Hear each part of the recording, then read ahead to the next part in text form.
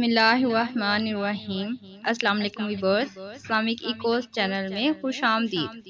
حدیث نبی صلی اللہ علیہ وآلہ وسلم، جنت تک پہنچنے والا عمل کیجیے۔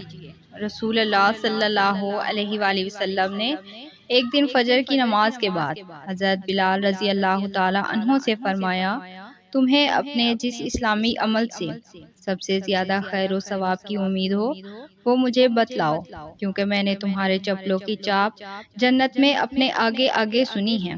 مطلب یہ ہے کہ رات میں نے خواب میں دیکھا کہ میں جنت میں چل پھر رہا ہوں اور آگے آگے تمہارے قدموں کی آہٹ سن رہا ہوں، تو میں دریافت کرنا چاہتا ہوں کہ یہ تمہارے کس عمل کی برکت ہے، لہٰذا تم مجھے اپنا وہ عمل بتاؤ جس سے تمہیں سب سے زیادہ ثواب اور رحمت کی امید ہو۔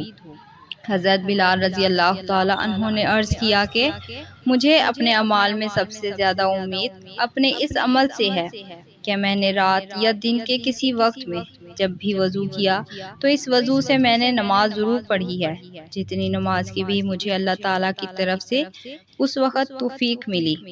اگر آپ کو یہ ویڈیو اچھی لگے تو لائک شیئر کیجیے گا اور ہمارے چینل کو سبسکرائب کیجیے گا۔ جزاک اللہ۔